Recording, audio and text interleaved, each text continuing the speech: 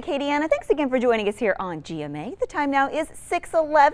We have these guys here with us from Gracie Jujitsu out of Youngsville, and this morning we're talking self-defense. But like we were saying, we don't want to scare people. That's not the point of this. It's to empower people, because a lot of times, you know, we could find ourselves in these situations and we don't know what to do.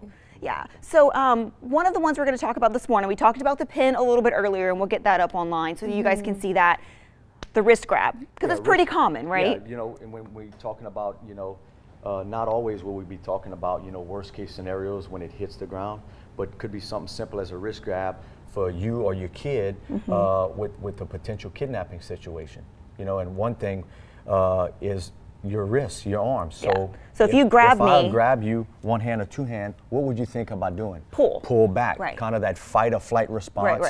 You fighting fire with fire, right? So our curriculum that we teach, we teach you how to fight fire with water. Okay. You know, and me and John will show you a basic wrist release, and then we'll go into you. So if somebody would grab me, first I'm gonna find my footing, because I don't want them to take me right. And now we'll talk about the release here, and then separating ourselves. So why does that make it easier, or how does that make it easier? Cool. Instead of using his muscles, he uses the leverage of a skeleton. So he brings his elbow towards my elbow, and it makes a fulcrum.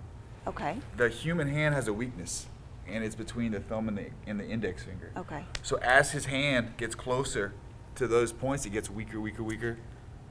Anybody can do it. Okay. Cool. Would you care to try it? Yeah, sure. I'll try it. So Abby, you could try this one too. Okay. Absolutely. Yeah. Absolutely. So what we're going to do is make you step back. Okay. Good. Getting a good base, because we don't want you to, like, as if, for example, if that was a van right there, we don't want you to get closer to that van. So you using your skeletal system, right. Now you're going to make your elbow come to my elbow. Pushing forward, pushing forward, pushing forward. Okay. Perfect. And then out. I have nothing left to grab. It's pretty interesting when we talk about the leverage based techniques instead of using brute strength to get away. Would you like to try one? You can do this. Cool. So if I grab her wrist, good. She's going to get her footing. Perfect. It might feel weird going closer to the bad guy, but he only has one job. You want me to lean into him? Lean in. Perfect. It's hard for me to hold. Yeah, absolutely. You know, and it's just, when we do that, and even when we teach it, you know, more times than not, the ladies will say, let's do it again. That can't work that easy. But when you're using your skeletal frame and you're having a mindset of you conserving energy because they want to exhaust you, man, the battle's halfway won, you know? Yeah. And being able to escape and get to you know, back to your family safe, you know? Right.